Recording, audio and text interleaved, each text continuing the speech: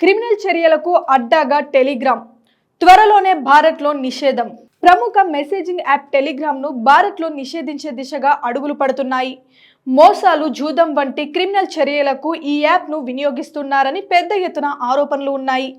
ఈ నేపథ్యంలో home electronics and IT శాఖ సహకారంతో Indian cyber crime coordination centre I4C విచారణ చేపట్టింది. టెలిగ్రామ్లో అక్రమ కార్యకలాపాలు సహా ఐటీ నిబంధనలకు అనుసరిస్తుందా, ఒకవేళ నిబంధనలకు విరుద్ధంగా పనిచేస్తుందా అనేది నిర్ధారించింది. ఒకవేళ ఆరోపణలు వాస్తవాన్ని తేలితే టెలిగ్రామ్ యాప్ను నిషేధించే అవకాశం ఉంది. దేశంలో 5 మిలియన్లకు పైగా వినియోగదారులు ఉన్న టెలిగ్రామ్ యాప్ను నిషేధించడాన్ని తోసిపుచ్చలేమని ఓ అధికారి తెలిపారు.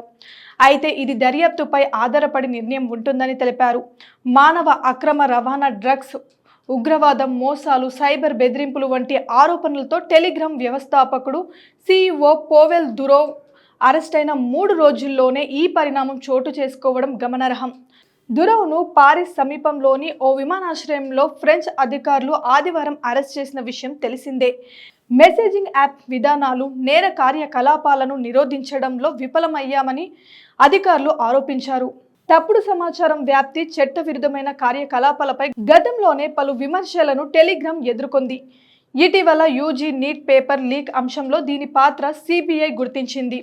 మెడికల్ ఎంట్రన్స్ టెస్ట్ పేపర్ను ప్లాట్ఫామ్లో విస్తృతంగా షేర్ చేసి ఒక్కోదాని 5,000 నుంచి 10,000 వరకు విక్రయించినట్టు తెలిసింది. ఈ ఆరోపణలను ఎదుర్కొంటున్నప్పటికీ భారతీయ చట్టాలను అనుగుణంగా తమ యాప్ ఉందని టెలిగ్రామ్ పేర్కొంది.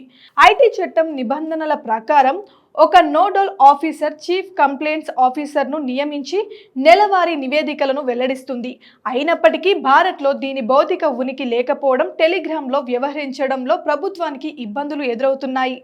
చిన్నారులకు సంబంధించిన అశ్లీల కంటెంట్ను తొలగించాలని గత అక్టోబర్లోనే టెలిగ్రామ్లో పాటు ఇతర సోషల్ మీడియా సంస్థలకు ఐటీ శాఖ నోటీసులు జారీ చేసింది.